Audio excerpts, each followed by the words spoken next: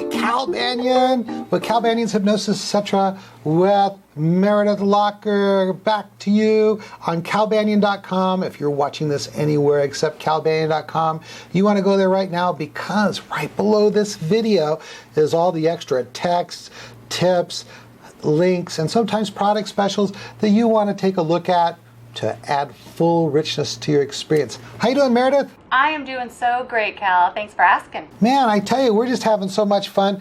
It's summer in sunny California. I'm driving around with my top down, have my Hypnosis Pro hat on, just looking so cool. Yeah, cool. So let's see. Oh, I got some announcements real quick here. Let's see. I'm trying to get through them in record time. Let's see. Check all the weekly specials and other specials that we have on calbanyan.com, Banyan Hypnosis Mall, and Hypnosis, etc. They change from week to week, and we have some specials that are not weekly, that just end without notice, like, for example, the Economic Stimulus Package. Make sure you check out Jerry Valley Stage Hypnosis Seminar coming up in Las Vegas. And, of course, I have my 2 courses are coming up in July and October. The NGH-approved Banyan Hypnosis Certification Course, the Super Course. Why is it Super Course, people ask me? Because it's got 5-path and 7-path. That's why. Our Hypnospace, go there. Right now, we're doing this. You might be watching the recorded version, but we do this live and stream it over to our members on our Hypnospace, and it continues to grow. One of our most popular groups over there is Hypnosis Scripts, working with children, all this kinds of stuff. You get a blog, just join in on the community. Are you open to additional sources of income? Would you like to be making more money? Would you like to add a product or service and have residual income in addition to the money you make seeing clients? Well, all you got to do is email myself or Meredith, and we'll get you the information. Meredith, give them your email address. Meredith@yourpathhypnosis.com. And I'm Cal Banyan at hypnosiscenter.com. That's Banyan. And what we're going to do is myself or Meredith will give you a call personally, explain how it works. You're going to find that it's really a health and wellness program. If people need to gain weight, they'll gain weight. If they need more energy, they'll have more energy. If they want to lose weight, they can lose weight. I've lost 27 pounds on the program. I have more energy than ever before. We'll check it out, and we'll be in partnership. We'll be in business together. It's going to be a lot of fun. Let's see. NGH Convention is coming 7th, 8th, and 9th of August. Be there. On Friday, I'm doing 2 workshops. One is an overview of 5-path. It's a free 1-hour workshop. And also on Friday afternoon, I'm going to be doing a workshop explaining all about secondary gain. You don't have to be a 5-pather to benefit from this workshop. You just need to be seeing clients. I'm going to show you how you can help clients succeed when everything else you've done has failed. And of course, the 3 days, the Tuesday, Wednesday, and Thursday before the convention, I'm now doing the first ever 7-path teacher certification course. It is going to be the buzz of the convention. So there'll be some marvelous personal transformations happening in the course. It's going to be just exciting as can be. Also, join the hypnotistconvention.ning.com. It's a special community set up for people who are interested in knowing more about the NGH convention. And I hope you guys are checking out our new store on eBay. I'm going to put a link down there. You can get some special rates on some of the things we're clearing out and some other stuff. We really don't know what we're going to do with it yet, but we're starting to move some products that for example, we just moved a whole bunch of training materials that we had in VHS. If you still have a VCR, heck, use your VCR, save a lot of money on some of the products that we're not producing that way anymore. And who knows what else we'll do with that store. Might get a special deal here and there. All right, one last thing I want to do. As I've said in my previous episodes, Elsom Eldridge was really one of the masterminds in setting up the NGH convention. What he does to help the people who are thinking about going to the pre and post hypnosis workshops. What he does is he does like this short half hour, I don't exactly remember, interview seminar on the phone, a teleseminar, and I'm going to put a link down there. We can get all the information, the phone number, the full schedule. I'm going to give you some ideas of what's coming up next week or this week, and that is Saturday, June 27th, 9 p.m. Eastern Time, Disc for Hypnosis with Lee Peltier, 9 p.m. Eastern Time, Pain Management Certification with William C. Smith. Thursday, July 2nd, Clutter to Clarity, Hypno Clutter with Beverly Taylor. And then the week after that, we've got a couple more things coming up. And Thursday, July 9th, 9 p.m. Eastern Time, Proven Depth Model for Weight Loss Success with Tom Nicoli. And Friday, July 10th, at 9 p.m. Eastern Time, Color and Energy Management with Catherine Poole. After that, we've also got one, Helping People Heal Themselves with Hypnosis with David Quigley. And the list goes on and on. We've got a link to the entire list down below. Whew. All right. Meredith, what do you got for me today? Oh gosh, we have so many questions, Cal. We've got the live streaming going on through ourhypnospace.com. Thank you to all of you that are tuning in right now, watching us record this episode as we speak. And so they're able to post questions in real time, and it's really fun. And so I'm going to get to one of those questions in a minute, and then we're going to answer some other questions that different viewers have sent in to us. But first, I want to mention just real quickly a book that I found. Sometimes I work with kids, and sometimes I work with teenagers, and I find that oftentimes when I work with the kids and the teenagers, it's really more the parents that need help. And so certainly I recommend that they come through my 5-path system as well. They come through a 5-path process at the same time, or even just after I work with their child. But I found a book that I feel like really is helpful, is very clearly written, and I've been recommending it to the parents of the kids that I work with. So I wanted to mention it to you, and it's here, right here. And I have no link at all with this book. It's just I think that it really has a concise message, and my parents have been benefiting by it a great deal. And it's called Parenting with Love and Logic, and it's written by Foster Klein, MD, and Jim Fay. And Jim Fay went on to do another one, When Kids Leave You Speechless, and that's written by Jim Fay and Charles Fay, PhD, and it goes through a series of different things, what kids might say and how you might want to handle that in a way that would be most beneficial for them, most educational, and would keep the drama down to a minimum, which is what we all want for the most part, except for you, Cal, right? Anyway, you ready to get on with some questions, Cal? I'm ready to rock. I want to mention a couple of things. I typed into our text down here, our text stream that's going on with our Hypnospace, and said, hey, if you've got a website you want me to mention on the program, type it in. And two have just come up, and they both belong to Celeste Hackett. You guys remember her, and she's done so many cool, great podcasts with me in the past. And she's got familyfirsthypnosis.com.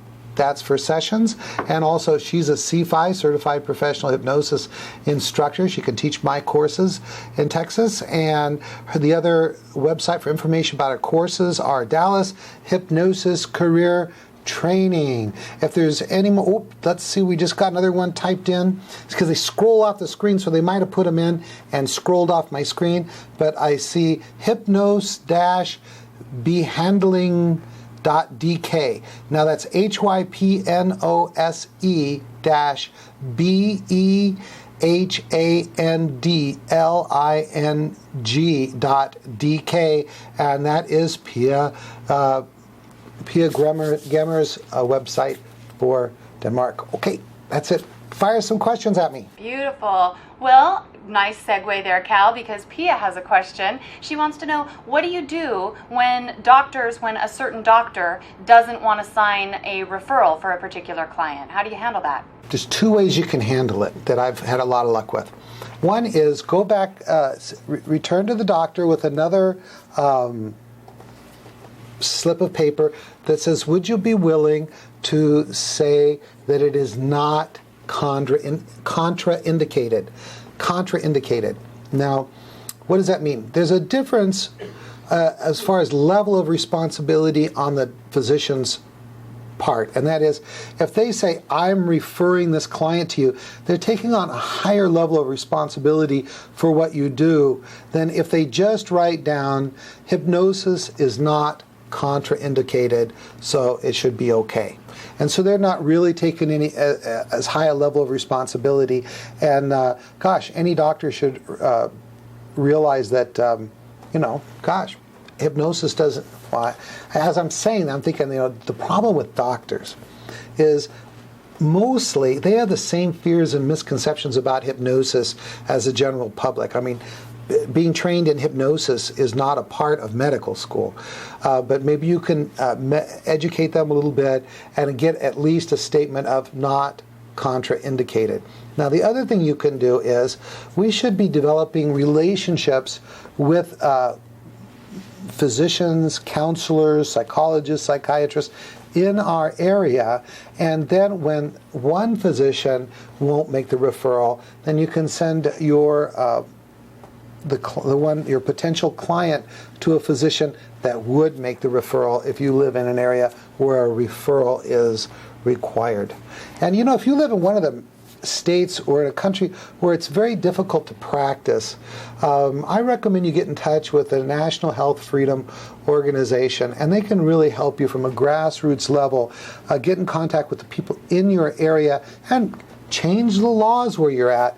It can be done. It's being done in many states and in the United States, making it more liberalized with regard to the person's freedom. I mean, you have a right to choose who you seek services from. So get in touch with those guys. I'll put a link down below. Next. All right. You want to add anything to that, Meredith? No, I think you covered it exactly what I would have said, Cal. Thank you. You rock. All right. Well, we've got a question from our friend Peretz in Israel. He wants to know if a person has seen a rapid induction done previously, how could it surprise him or her? Okay, so if they've already seen it done, how could it possibly work when you go to try to use it the next time? And if it doesn't work, then how do you bypass the critical factor, yet being effective enough to cause trance? Okay, we talked about this a few episodes back, and that there's rapid inductions and instantaneous inductions, and different people in the profession have different definitions of what it is. And for me, a rapid induction is like the Banyan induction, which is my updated version of the old induction, and that's going to take 4 minutes or so, 2 to 4 minutes to perform that induction. And that's, in the world of hypnosis, that's a rapid induction. And then there's instantaneous inductions. And instantaneous inductions cause a person to instantly go into a deep state of hypnosis. And probably what I'm best known for in that realm is the 8-word induction. And it was funny, the other night I'm not a Facebook guy very much, but I'm kind of learning how to do that because people keep inviting me to be their friend on Facebook and stuff like that. And I was on there, I went into one of the hypnosis groups, I just looked to see what the biggest group was, and they were talking about my 8-word induction. And I'll put a link to my 8-word induction right down there under this video, and you can go check it out. But in these instantaneous inductions, one of the ways they do it is by startling or a rapid redirection of attention, to put it nicely, of the individual you get them involved in a task. And in the 8-word induction, we have them press down the hand. We're going to pull the hand out. That startles them. And the theory is that for about a second and a half, some very, very short period of time, the startling has caused the critical factor or critical function of the mind to be bypassed. And in any case, for a short period of time, they are highly suggestible. And then we will get in one word. And the word that we use most is the word sleep. Now, if you use the word sleep, you should always tell your client in like your pre-talk that whenever you use the word sleep in hypnosis, you don't mean sleep to go deeply relaxed with your eyes closed as if you were asleep. Now, so there you are. Pull your hand out from underneath the person's hand. They're pressing down on your hand, and without notice, and it shocks them. And for just a little, there's stuff happening faster than the conscious mind can process this. You can get that word sleep in there. And then you have to instantly follow that up with some deepening, or they'll instantly emerge. Okay, so What if they've seen that and they know you're going to do it? Doesn't make any difference. It will still work because they never know exactly when you're going to pull your hand out. Also, like, you can vary it a little bit. Like, I use the 8-word induction in more than 90% of the sessions I do. And what I will do is, it depends on the personality of the client. The first session, I'll say, would you like to do hypnosis with me now? And they say yes, and I get permission to touch your hand, their arm, shoulder, maybe even their forehead. And then I'm pressing my hand, pull the hand out, say, sleep, go loose, limp, and relax. A little bit of deepening pattern, and then a 1 down to 5 count. Then if it's a first session, I'm going to do some covert testing to ensure the depth of hypnosis.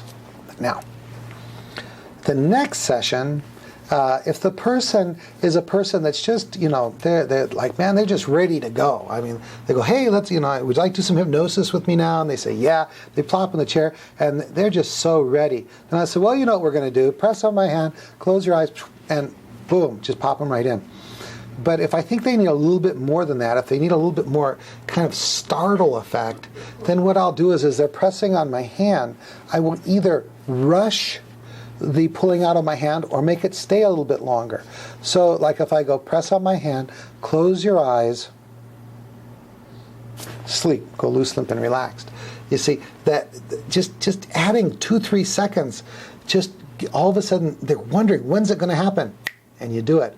Or I'll go, good, press on my hand, close your eyes, sleep, and rush it, and that'll cause them to be startled also. Now, a third thing I can do to make sure that startle effect is there is I'll just add some stuff. I'll go like, okay, press on my hand, close your eyes, press, close, and I might touch them on the forehead, then touch them on the hand, press, close, press, sleep. So I can just add a little something to stretch it out, and they never know exactly when it's coming. Get that little startle response, get that word in there, deepen them out, and get on with the session. So, and I think Peretz is our #1 fan in Israel. Hey, if you're watching this in Israel and you're not Peretz, send us a comment down below. We love comments. All right, what else you got for me? Or do you want to add anything to that, Meredith? Nope, you got it. There was well, I will add one thing. I had seen in class you do the 8-word induction, and I had practiced doing it on others, and I'd had people practice doing it on me in class. And then when we did the informing soul technique,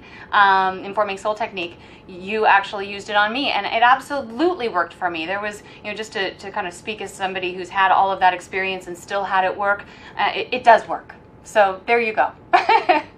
Thank you for the testimonial. You're welcome. So Peretz has one more question, so we're going to get to that. If after having neutralized the ISE, which is the initial sensitizing event, can a subsequent, identical but more intense traumatic incident cause a relapse of the initial condition? Well, when people say, is it possible? I say, well, I guess just by anything's possible. It's really hard to know. So let's, did this person give you any idea about a particular example of an issue that they might be talking about? No, he didn't. Okay. I would say yes, it's possible, because what's happened, in the subconscious mind, which our habits and emotions really are, and our long, that hard drive that really records everything that we have experienced. There's always going to be a propensity. It's like when you've done this behavior over and over and over again, it's like a well-worn path. And so you become kind of prone to that kind of issue, sensitive to that kind of issue.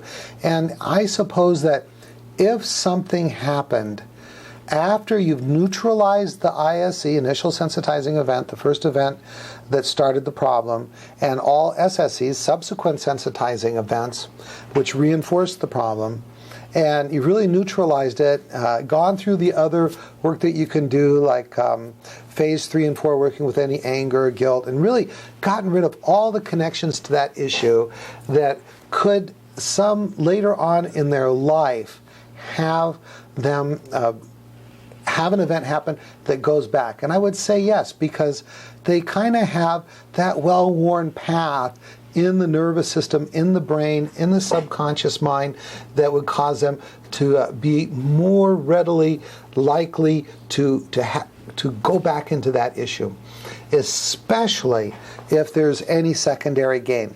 Now, there's almost always some secondary gain. Let me back to that topic of secondary gain from last week.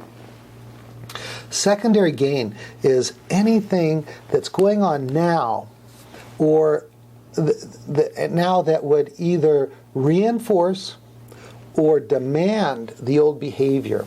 And secondary gain is really kind of a psychological term that has to do with when we have an issue come up in our life, a problem, it's caused by something. And if you can neutralize that, some people don't want to give up that old behavior, that old problem, because if they do, they lose something now. For example, let's say someone had back pain because of an accident or trauma or whatever. When that is removed either through psychological, medical, or hypnosis techniques, if they're receiving like Social Security payments or disability payments or whatever because of that pain, or maybe they're getting out of having to do a job that they've never really cared for. If they get rid of that pain, they lose money. They have to go back to this job, and that's called secondary gain. Holding on to the pain, they gain something. They get to keep the money. They get to avoid the job, and so. If there's secondary gain, that particularly compounds the problem also. Good. Anything you want to add to that, Meredith? No, actually, you covered that great, and I actually want to save a little bit of time for this next question. So we've got one more, and we've got just enough time to cover it. Are you ready? I'm ready. All right. We are so international, Cal. It's amazing. I just love the fact that people are tuning in and watching our podcast from all over the world. And this question is from Paul, and Paul is in Namibia, Africa. Ooh. Can you say safari? He probably doesn't safari all the time. Apparently, he's doing 5-path. So what he wants to know is, how do you deal with the highly analytical clients? He's talking about with age regression, and he's talking about that he knows he's gotten somnambulism. He's tested for it, and he covertly, and he knows that he's gotten it, and he's able to bring up for them that feeling that is inside that has everything to do with why they're there. But once he goes to regress, they're kind of like, I got nothing. How do you deal with that, Cal? Okay, yeah. This person is assuming that. Have I got this right, that the person is thinking that the conscious mind is interfering? Yes. Okay. One of the things we've got to remember is that when you are in hypnosis, you're not unconscious. When you're in hypnosis, all three levels, the conscious mind, the subconscious mind, the unconscious mind, are still working. So don't expect the person to become unconscious. What you're describing is really lack of compliance. And the lack of compliance can happen for a number of different reasons. One is fear. They just are trying to avoid going back. I mean, if they're really in somnambulism, you've really done the testing, then what you have here is a fear of going back. It could be fear of embarrassment. It could be a fear of reliving the event, this kind of thing. Or it could be they don't understand the suggestion. Just explain it to them. Make sure they understand the suggestion. Now, if they understand the suggestion and I have somnambulism and they don't go back, then I'm going to have the talk with them, which is basically, I tell the person, and they're still in hypnosis, I don't emerge them, I say, look, I believe I can help you, but in order for me to help you, you need to follow my instructions. In a moment, I'm going to do this again. But first, you need to decide if you're going to follow my instructions. And with what I'm doing is I'm letting them know that I'm not, I can't make them do this. So I say to them, look, I believe I can help you, but in order for me to help you, you need to follow my instructions. And so you need to decide right here, right now, if you're going to follow my instructions. If you're not going to follow my instructions, we're done. There's nothing I can do to help you. But if you are going to follow my instructions, we can continue. Decide. And have that person decide right then if you're going to go on further. Because it's not really conscious interference by not bypassing the conscious mind. The conscious mind is always there. It's a matter of either they don't understand, they're not deep enough, or they're not compliant.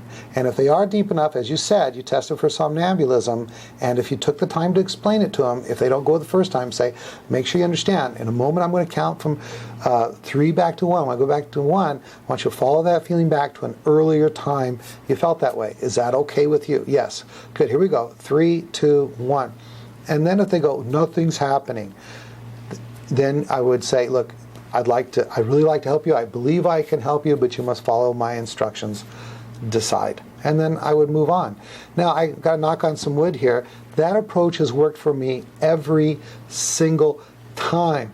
When I kind of lay down the ultimatum like that, they'll go back. But if they don't go back, then we're done. I just can't help them.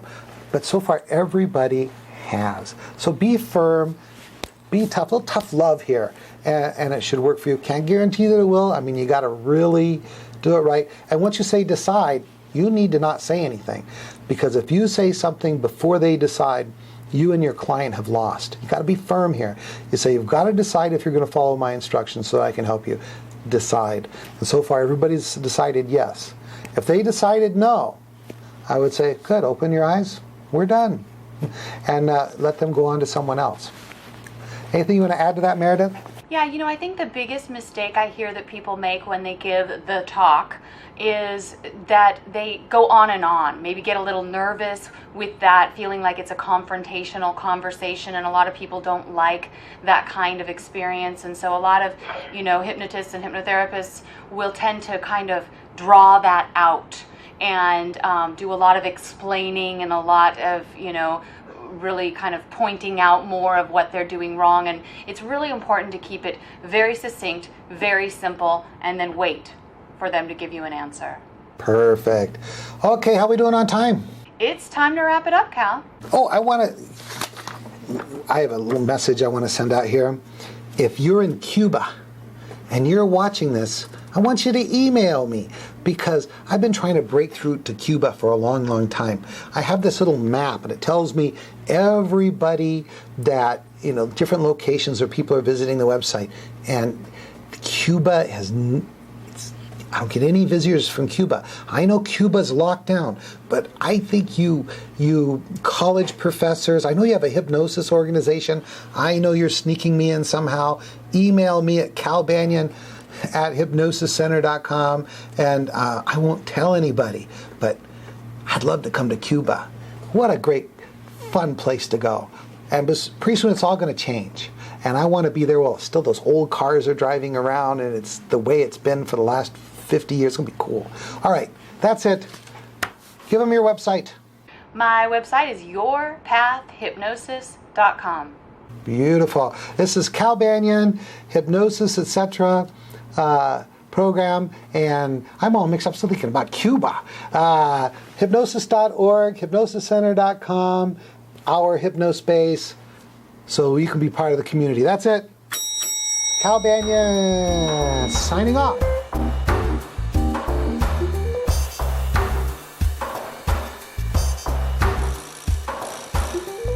This recording is the property of Cal Banyan and Cal Banyan's Banyan Publishing Incorporated. All rights reserved for private use only. May not be duplicated without written permission.